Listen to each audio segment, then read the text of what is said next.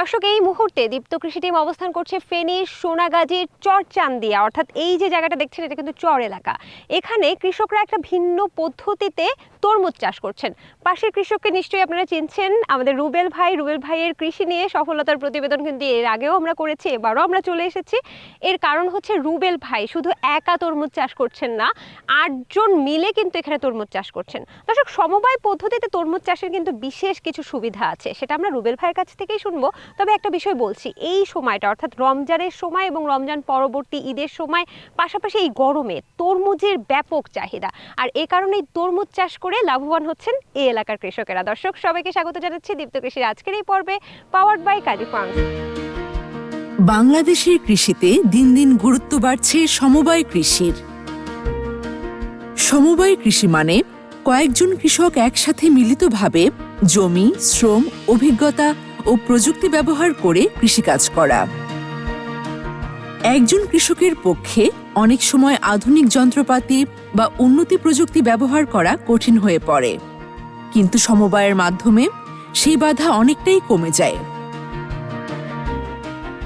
কৃষকরা একসাথে বীজ, সার ও কৃষিযন্ত্র কিনতে পারে, ফলে খরচ কমে এবং উৎপাদন বাড়ে।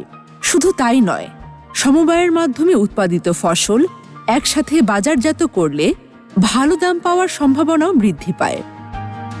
এতে ছোট কৃষকরাও বড় পরিসরে কৃষি উৎপাদনে অংশ নিতে পারে।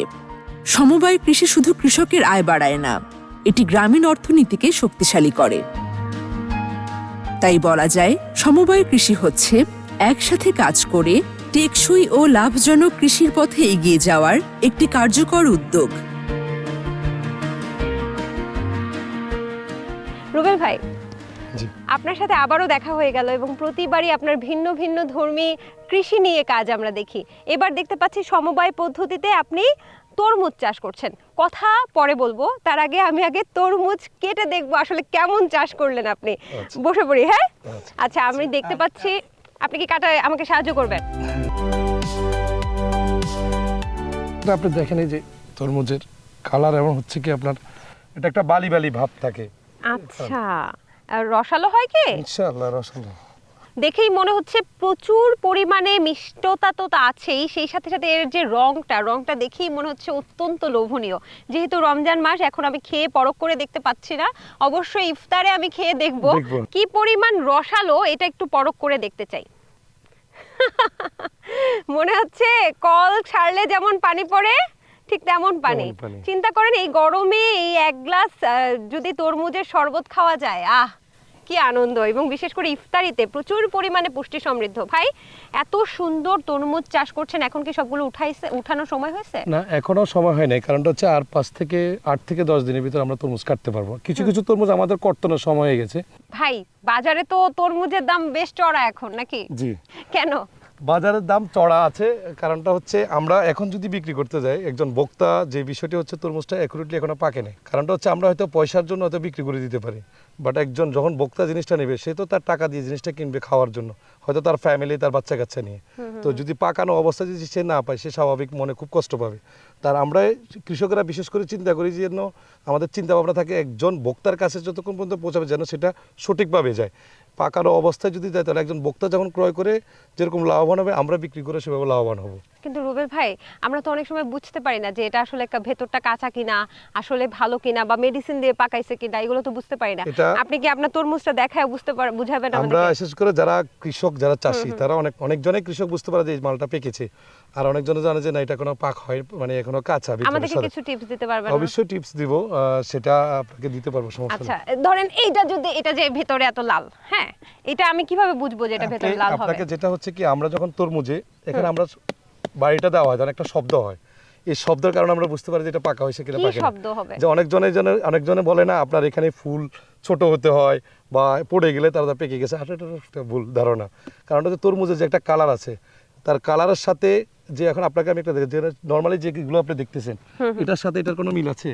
এটার কালারটা হচ্ছে কি এরকম, আর এটার কালারটা কিরকম। যখন পাকা হয়ে যাবে তখন এটার কালারটা চেঞ্জ হয়ে যাবে, তখন আপনি একটু বাড়ি দিলে এটা বুঝতে পারবেন, একটা শব্দ হবে। যে শব্দটার মাধ্যমে আপনি বুঝতে পারছেন এটা পাকছে। ভেতরে কি ফাঁপা শব্দ হবে নাকি এরকম শক্ত শব্দ হবে? না, কোনটা? শক্ত এই ফা একটা শব্দ হবে, দেখেন এই যেটা আওয়াজ, আমি আপনাকে আরেকটা আচ্ছা, দেখাবো। ঢোলে বাড়ি দিলে যেমন একটা শব্দ হয় শব্দ তেমন হয়, এরকম বোঝা তেমন যায়। হচ্ছে শব্দ হবে। এবং আরেকটা বিষয় আমি শুনেছিলাম যে গোল তরমুজ নাকি মিষ্টি বেশি, লম্বা তরমুজ নাকি মিষ্টি কম, এমনটা শুনেছিলাম। তো সেটা কি সত্যি নাকি মিথ্যা? সেটা হচ্ছে কি তরমুজের হচ্ছে কি বিভিন্ন জাত আছে, যে জাতের একটা বৈশিষ্ট্য আছে, বিশেষ করে উপকূলীয় যে অঞ্চল, যে এলাকাগুলোতে হয় তরমুজগুলো, বিশেষ করে বাতাসটা যেখানে মানে খোলামেলা মাঠ হলে সেখানকার তরমুজগুলো সবচেয়ে ভালো হয়। সমবায় পদ্ধতিতে এই তরমুজ চাষের ব্যাপারটা একটু যদি আসলে বলতেন। সমবায় পদ্ধতিটা বিষয়টা আসছে পরে, আমি বিগত দিনে আমি এককভাবে তরমুজ চাষাবাদ করতাম। সেক্ষেত্রে হচ্ছে কি যখন আমি এককভাবে তরমুজ চাষাবাদ হয় সেখানে আপনার বাধা বিঘ্নিত হয়। যেমন আমি করলাম তরমুজ, কেউ করলো আপনার সরিষা, কেউ করলো অন্য একটা ফসল, সেক্ষেত্রে তরমুজ খেতে এগুলো আপনার এফেক্টিভেট হয়। কারণটা হচ্ছে আমি যে ফসলটা করব সেই ফসলটা যদি একই মাঠে সবগুলো একই ফসল হয়, সময় যেরকম বাঁচবে, এর পাশাপাশি কৃষকও লাভবান হবে।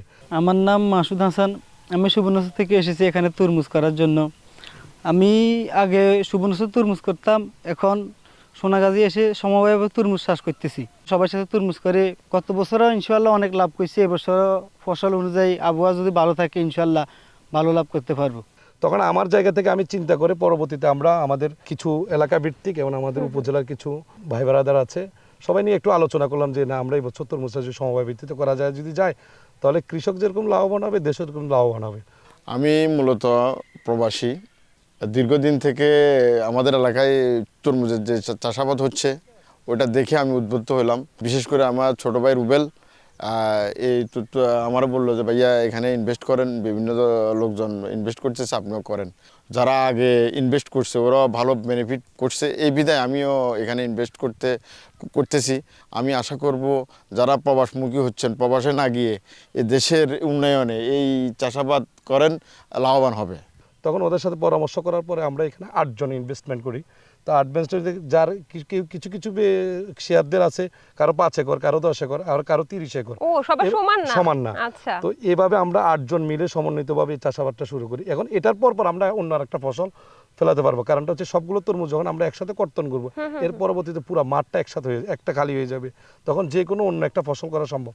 এই জন্য বলা হয় 10 মিলে করি কাজ, হারি জিতি নাহিলা, যেটাই হচ্ছে সমবায় পদ্ধতি। এবং আমার মনে হচ্ছে যে যখন বিক্রি করবেন সেক্ষেত্রেও আপনারা বেশ একটা লাভবান হওয়ার সম্ভাবনা তৈরি হয় যে 10 মিলে করি কাজ করলে। সেক্ষেত্রে হচ্ছে কি বাজারজাতের যে বিষয়গুলো হচ্ছে যে আমি যদি একটা ফিল্ডে দেখা গেছে আমাদের টোটালি ল্যান্ড হচ্ছে 90 একর, দেখা গেছে এখান থেকে একজন ব্যাপারী যদি আসে, সেখানে আমার পুরোটা মাঠ আমি একসাথে বিক্রি করতে পারতেছি। আর আমি যখন এককভাবে করতে যাব তখন দেখা গেছে আমি গাড়ি নিয়ে একটা গাড়ি আনলাম, সেখানে আমার দেখা গেছে 500 বা 1000 বা ফিস হলো, সেটা আমি নিয়ে আবার সেই আড়তে চলে গেলাম।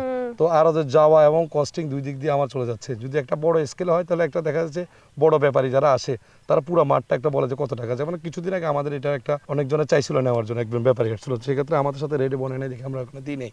কত টাকা উঠছে লাস্ট? আমাদের লাস্ট 35 লাখ টাকা উঠছে। কারণটা হচ্ছে আমাদের যে পরিমাণে ফল এবং কি ফসল আছে, সেটার জন্য আমরা আরো 15 থেকে 20 দিন যদি সময় দিতে পারি, আমরা আশাবাদী শুধু আমাদের এই মাঠে আমরা 50 থেকে 60 লাখ টাকা বিক্রি করা সম্ভব বিক্রি করতে পারবেন। এখানে কি পরিমাণ তরমুজ আশা করতেছেন?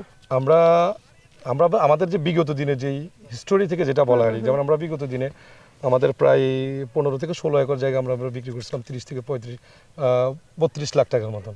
তো আমরা আশাবাদী আমাদের এই পর্যন্ত ইনভেস্টমেন্ট প্রায় 70 লাখ টাকা উপরে চলে গেছে। তো সব মিলে দেখা গেছে যে আপনার 80 থেকে 85 লাখ টাকা ইনভেস্টমেন্ট হবে যদি আবহাওয়া অনুকূলে থাকে, যদি আপনার বৃষ্টিপাত যদি না হয়। এখন বর্তমানে যেভাবে টেম্পারেচার আছে, এই টেম্পারেচার অনুযায়ী যদি থাকে তাহলে আমরা আশাবাদী এটা ট্রাভেল করার সম্ভাবনা বেশি, আর যদি বাজারটা যদি নিয়ন্ত্রণে থাকে। আচ্ছা ভাই, আমি দেখতে পাচ্ছি যে আপনাদের তরমুজ ক্ষেতটা বেশ বড়, ওই পাশেও দেখতে পাচ্ছি প্রচুর তরমুজের ফলন হয়েছে। তো আমরা কি ওই পাশটা যেতে পারি? ইনশাআল্লাহ। আচ্ছা চলেন তাহলে একটু দেখে আসি।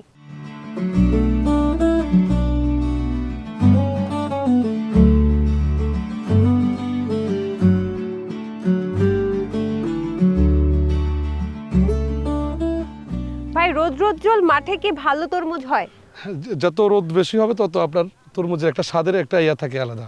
আচ্ছা, টেম্পারেচার এই জন্য থাকে, খোলামেলা দরকার না? খোলামেলা দরকার। এই যে আরেকটা আমাদের তরমুজ এই যে বড় আছে, এটা পাকে গেছে, এটা কাটা যাবে। এটাও তো বেশ বড় হয়েছে। আচ্ছা, একটা ছোট একটা বড় এরকম কারণ এটা হচ্ছে কি প্রথম আমরা যে তরমুজগুলো লাগানো হয়, এরপর যে ফুলটা ফুটে, এটা আসলে এটা কি শঙ্করায়নের যে বিষয়টা, কারণটা হচ্ছে মৌমাছি যখন বসে যে ফুলটি আপনার শঙ্করায়নটা হয় ওটা আগে ধরে ফেলে, এর পরবর্তীতে 15 দিন পর আরেকটা জো হয়, এভাবে 3টে স্টেপে জো হয়, প্রতিটা জোয়ে একটা করে বসা হয়। যেগুলো পেকে গেছে প্রথমে কর্তনটা কাটি, এবার আমরা 3টা কাট দেওয়া হয়, তরমুজের মাঠে মূলত প্রথমে একটা কাট, তারপরে পরে একটা, এরপরে একটা, 3বারের সময় আমরা পুরো লাস্ট যে কাটিং যেটা থাকে এটা একদম শেষ করে ফেলি। মানে তরমুজের জীবনকালে তাহলে 3বার হারভেস্ট করা হয়? আমরা 3বারে হারভেস্ট করি, মানে এটা কি 15 দিন অথবা 10 দিন পর পর, গেপিংটা এরকম থাকে। আচ্ছা, আমি দেখতে পাচ্ছি এখানে একটা গাছে প্রায় 3 থেকে 4টা ধরে আছে, এবং আরো কি ধরবে? মানে এক একটা গাছে কতগুলো ধরে? এক একটা গাছে হচ্ছে কি বিভিন্ন জেলাতে বিভিন্ন সিস্টেম, বিভিন্ন কৃষক বিভিন্ন ধরনের করে থাকে। বিশেষ করে বরিশালের যে সিস্টেম আর বিশেষ করে নোয়াখালী, এখানকার সিস্টেমটা ডিফারেন্স থাকে। ওরা হচ্ছে আপনার হচ্ছে ফার্স্ট জেনারেশন সেকেন্ড জেনারেশন কেটে ফেলে, কারণ হচ্ছে কিছু ফল ওরা কেটে ফেলে দেয়। এটা হচ্ছে কি আপনার যেমন এই যে লতা যেটা দেখতেছেন না, এটা ক্রপিং করে, যখন গাছ যখন বের হচ্ছে বা লতা হচ্ছে তখন এখানে একটা ক্যাপ দিয়ে দেয়, দেওয়ার পর এখান থেকে আরেকটা বাইর হবে, এখান থেকে একটা বেরো, তখন এখান থেকে আবার যখন চলে যাবে তখন আরেকটা ক্রপ, মানে 3টা জেনারেশন কাট দিই। যেমন বরিশালের দিকে কেটে কিছু ফল ফেলে দিয়ে তারা একটা করে ফল রাখে, একটা গাছে একটা ফল রাখে। যদি না কাটি তাহলে এক একটা গাছে কয়টা ধরবে? এক একটা গাছে কিছু কিছু গাছে আপনার 3টা 4টা 5টাও ধরে। এই একটা, এই 2টা, এই গাছটার না? হ্যাঁ এই গাছটাই একটা আছে, 2টা 3টা আরো আছে।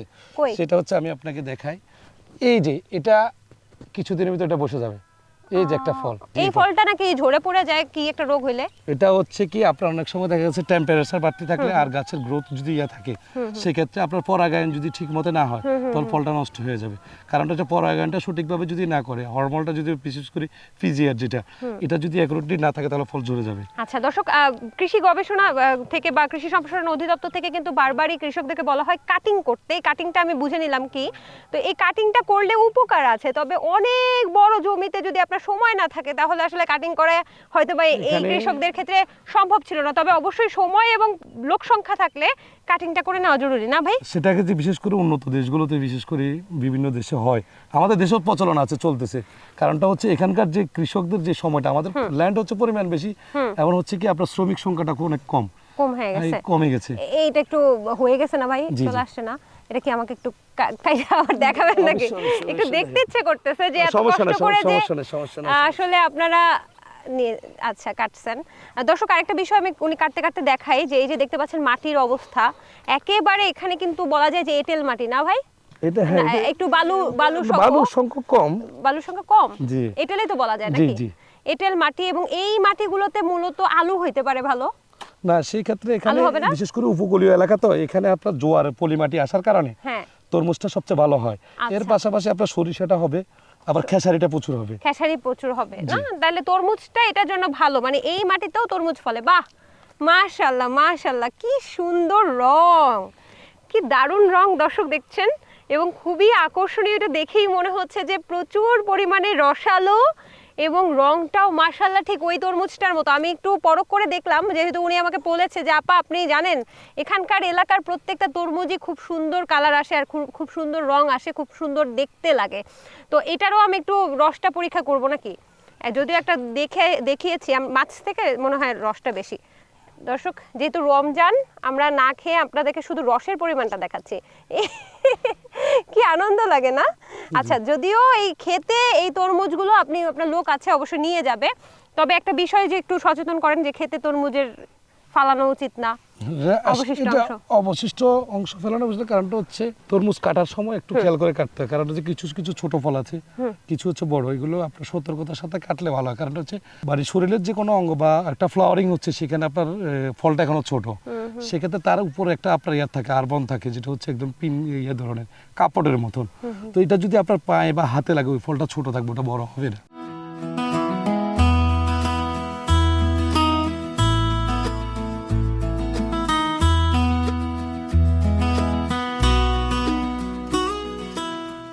আমরা এই সোনাগাজীতে বিশেষ করে চরাঞ্চলে এবছর 1105 হেক্টর জমিতে তরমুজের আবাদ হয়েছে। তো এটি আমাদের জন্য একটি আশা জায়গা নিয়ে ফসল এবং উচ্চমূল্যের ফসল। আবু সাইদ রুবেল সাহেবের মতো এমন আরও অনেক কৃষি উদ্যোক্তারা আসছেন তরমুজ চাষে। আমরা উপজেলা কৃষি অফিস, কৃষি সম্প্রসারণ অধিদপ্তর কৃষকদেরকে তরমুজ চাষে সময় সময় প্রশিক্ষণ দিয়ে থাকি, পরামর্শ, বালাই দমন ব্যবস্থাপনা বিষয়ে পরামর্শ দিয়ে থাকি। আমাদের কৃষি বিভাগের পরামর্শ নেওয়ার জন্য আহ্বান জানাই। এক একটা গাছকে মোট কতখানি বাড়তে দিব ভাই? কিছু কিছু গাছ আপনার 5 থেকে আপনার 7 ফুট 8 ফুট হয়ে যায়। সেক্ষেত্রে আপনারা কতটুকু দূরত্ব রাখেন? আমরা একটা চারা থেকে একটা চারা 4 ফুট রাখি। তো সেক্ষেত্রে আমরা মাদার ক্ষেত্রে সেখানে আমরা পেস্টিসাইড, সেক্ষেত্রে আমরা জৈব সারটা বিশেষ করে ফাইরোটিটা বেশি দিই। এর পাশাপাশি টিএসপি, তারপরে হচ্ছে এমওপি, তারপরে হচ্ছে আপনার জিপসাম, আচ্ছা, এইগুলো দিয়ে থাকি। দারুণ। এর পরবর্তীতে আমরা 2 থেকে 3 দিন ওই মাদার ভিতর আপনার রেখে দেওয়া হয়। রেখে দেওয়ার পরবর্তী এই মাদাটা আবার ভেঙে এটা আবার চালতে হয়, একদম আচ্ছা। মানে যে পাউডারটা থাকে ওটা রাখা হয় আচ্ছা মাটির। ভাই, একটা বিষয় একটু দেখি যে কতখানি গর্তটা করেন এখানে। একটু এখানে দেখান গর্ত না। হচ্ছে আমি আপনাকে যেভাবে যেমন দেখাবো, একটা গাছ আমরা দেখতেছি, এখানে কি এখানে একটা পরিমাণ গাছ গর্ত? না, কয়টা এখানে গাছ? হচ্ছে এখানে আছে আপনার 3টা। একই সাথে 3টা লাগান কেন? 3টা লাগানো আছে। ওই যে আপনাকে বলো না, প্রথমত অন্য অন্য যে জায়গাগুলোতে বিভিন্ন ধরনের বিভিন্ন হয়, কিছু আছে সিডলেস করে ফেলে, চারা তৈরি করে, চারা তৈরি করে সেটা সে মাদাতে দিয়ে দিয়ে মানে একটা চারা করে, বিশেষ করে এটা বরিশালের ক্ষেত্রে। আর বৃহত্তম বিশেষ করে যে ফেনী এবং লক্ষ্মীপুর এই মানে সুবর্ণচর থেকে যে জায়গাগুলো আছে সেখানে আপনার 3টা করে চারা দেওয়া হয়। সরাসরি আপনার বীজটা দিয়ে দিই, সেখানে এই মাদাটা করার পরে মাদাটা আবার ভাঙতে হয় 3 দিন পরে। ভাঙানোর পর এটা পুরোটা একদম পাউডার হয়ে যাবে।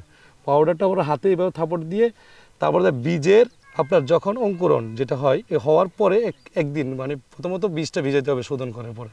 ভিজানোর পর এটা 12 ঘন্টা পর আবার শুকাইতে হবে, শুকাই আবার যখন বাদ দেবো, বাদ দিয়ে এটা আমরা বিভিন্ন লোকে বিভিন্ন সিস্টেমে, বিশেষ করে আমাদের এই অঞ্চলটা আমরা বিশেষ করে কোমরে রাখি মানে বীজটা। কারণটা হচ্ছে আমাদের যে শরীরের যে টেম্পারেচার আছে ওই টেম্পারেচার আর্দ্রতাটা কোমরে মানে বেঁধে রেখে দেন? বেঁধে রাখি। কতক্ষণ? সেটা হচ্ছে আপনার যে বিকাল তো সন্ধ্যার দিকে 6টা থেকে সকাল 8টা 9টা পর্যন্ত। কি দারুণ, মানে কৃষকের কত সৌন্দর্য, কৃষক যে কি সুন্দর করে ফসল ফলায়, এগুলো কৃষকের মুখ থেকে না শুনলে আসলে ভালোই লাগে না, না? এরপর আচ্ছা, তারপর এটা যখন নিয়ে আসার পরে সেটা হচ্ছে আপনার মাদাতে আমরা ওই যে আমরা ফলি বলি এখানকার, মানে ছোট একটা বা কাঠি দিয়ে এটাকে ছিদ্র করে তখন আপনার ওই যে বীজটা ওখানে বসে দিতে এখানে হয়। বসাই দিচ্ছেন। দিতে মানে আচ্ছা। 3 কর্নারে বসাই দিয়ে হ্যাঁ। হালকা মাটি দিয়ে একটা চাপ দিয়ে দিই। আচ্ছা। এবার 1 থেকে 2 দিন পরে সেটা হচ্ছে আপনার এই চারাটা যখন হয় সেক্ষেত্রে আমাদেরকে প্রথমত একটু ছত্রাকনাশক স্প্রে করা লাগে। আচ্ছা। চারাটা যখন গাছটা যখন আপনার 1টা থেকে 2টা 3টা পাতা হলো সেক্ষেত্রে আমরা ছত্রাকনাশকটা স্প্রে করি। সের পরবর্তীতে আমরা ধারাবাহিকতা আমাদের যে কাজগুলো করা মেইনটেইন দরকার করেন মেইনটেইন করা এবং একদম গোড়ার দিকে দেখেন আর দর্শক, সবচেয়ে কি একটা বিষয় ঝুরঝুরা আমি মাটি। যেটা বলি, যদি চারার যে মানে আপনার গাছের যদি গ্রোথ যদি কম দেখেন তাহলে 20 থেকে 15 দিন পরে আপনি একটা ছোট রিং দিয়ে দেওয়াটা ভালো। রিং মানে বলতে? রিংটা বলতে হচ্ছে কি, চারপাশে? চারপাশে ঘিরে আপনি সেখানে কিছু আপনার পেস্টিসাইড বা ইউরিয়া দিতে পারেন, পানি দিতে হবে। পেস্টিসাইড মানে পেস্টিসাইড বলতে সেখানে আপনি জিঙ্ক বা সালফার এই ধরনের বুঝছি। কিছু দিতে পারেন। দিয়ে আপনার প্রথমে রিংটা দিলে তাহলে ওই জিনিসগুলো দিতে পারলেন, তারপর পানি দিতে হবে। একটা জিনিস খেয়াল পানিটা রাখতে কিভাবে দিবে? পানিটা ওই যে রিংয়ে দেওয়া হয়। আমার গাছে এখন হয়তো পানির প্রয়োজন মনে করছে, সেক্ষেত্রে আমরা পাইপ দিয়ে লং পাইপ দিয়ে আপনার বা খাল থেকে বা যেখান থেকে আমরা পানি সংগ্রহ করি সেখান থেকে 2 থেকে 3 জন করে আপনার গোড়ায় একটু একটু পানি দিতে হয়। যদি আপনার পানির ব্যবস্থাপনা সঠিকভাবে থাকে, বিশেষ করে চরচান্দি আপনার 500 থেকে 5776 হেক্টর জমি অনাবাদি আছে। এই অনাবাদি জায়গাগুলোতে যদি সরকার যদি সঠিক পরিকল্পনা থাকে তাহলে এখানকার কৃষকরা উৎপাদন করতে পারবে। কারণটা এখন পানিটা আসতেছে কোথা থেকে? এখন আমরা যে অনেক কষ্ট করে কিছু পানি আমরা হচ্ছে মরিশেষ প্রকল্প পানি সেটা লং ডাইভ করে আমরা পানি আপনার যে সেচের মেশিন দিয়ে আরেকটা খালে ট্যানেলে ঢুকিয়ে ওই যে ওখান ওই থেকে পাশে আবার ওই খাল জায়গায় খনন নিয়ে আসতে হয়। করছেন। এভাবে অনেকটা কষ্ট হয়। কত টন আপনার তরমুজ আসবে এবং সেখান থেকে কি পরিমাণ বিক্রয় করতে পারেন বলে আশা করছেন? আমরা আসলে তো এখানে টনের হিসাবটা আমাদের বিশেষ করে যারা কেজিতে বিক্রি করে তারা টনের হিসাব থাকে, বাট বিশেষ করে আমরা আড়তে যে সৎ হিসাবে বিক্রি করি। এখানে 3টে ক্যাটাগরিতে মাল বিক্রি হয়। একটা হচ্ছে বোল্ডার, যেটা বড় সাইজ হয়। আপনি কিভাবে করবেন? এটা আমার ক্ষেত্রে যেটা, সবার ক্ষেত্রে সেটা। কারণ হচ্ছে বোল্ডার যেটা হয় এটা আলাদা একটা রেট থাকে, এরপরে একের একটা থাকে, ওটা একটা রেট, 2-এর একটা রেট, 3-এর একটা রেট, 4-এর একটা। শর্টিং করা হয়? হ্যাঁ, কিছু হয়তো 25 থেকে 26-28 হাজার টাকা থাকবে, কিছু হয়তো 18 থেকে 20 থাকবে, কিছু 5 থেকে 6 থাকবে, কিছু 1 থেকে 2 হাজার। 90 একরের যে পরিমাণ আমরা বা 70 লাখ টাকার মতো ইনভেস্টমেন্ট করেছি, সেক্ষেত্রে আমরা এটার ডাবল আশাবাদী। কারণটা হচ্ছে যে বাজার যাত্রা মানে 1,40,00,000 এরকম আমরা একটা চিন্তা ভাবনা করতেছি। 1,40,00,000 টাকা 90 একরে আশা করতেছি। এটা বাকি উপরওয়ালার ইচ্ছা, হয়তো এটা থেকে কমও আসতে পারে, হয়তো এটা থেকে বেশি আসতে পারে। চমৎকার, আপনাকে অসংখ্য ধন্যবাদ যুক্ত হওয়ার জন্য। আপনি ভালো থাকেন। আপনাকে অসংখ্য ধন্যবাদ এবং দীপ্ত টিভিকে অসংখ্য ধন্যবাদ। কৃষি বিষয়ে যে কোনো তথ্য জানতে ও জানাতে লিখতে পারেন এই ঠিকানায়: দীপ্ত কৃষি, প্লট 7/A/গ, তেজগাঁও শিল্প এলাকা, ঢাকা 1208। আপনারা চাইলে ইমেল করতে পারেন krishi@dipto.tv এই ঠিকানায়, অথবা ফোন করতে পারেন 0178-768-2832 নম্বরে। শুক্রবার ছাড়া প্রতিদিন সকাল 9টা থেকে বিকেল 5টা পর্যন্ত। আজকের প্রতিবেদন থেকে আমরা জানলাম যে তরমুজ আসলে একটা লাভজনক ফসল, যদি এটা আপনি চাষ করতে পারেন বা হারভেস্ট করতে পারেন সঠিক সময়, অর্থাৎ যখন চাহিদা সবচেয়ে বেশি এবং আগাম, সেই সময়টা যদি হারভেস্ট করতে পারেন সেই সময়টা কিন্তু বেশ ভালো একটা বাজার ধরা যেতে পারে এবং কৃষক হতে পারে লাভবান। দর্শক, আজকের মতো আমি সমৃতি বিদায় নিচ্ছি দীপ্ত কৃষির পর্ব থেকে, পাওয়ার্ড বাই কাজী ফার্মস।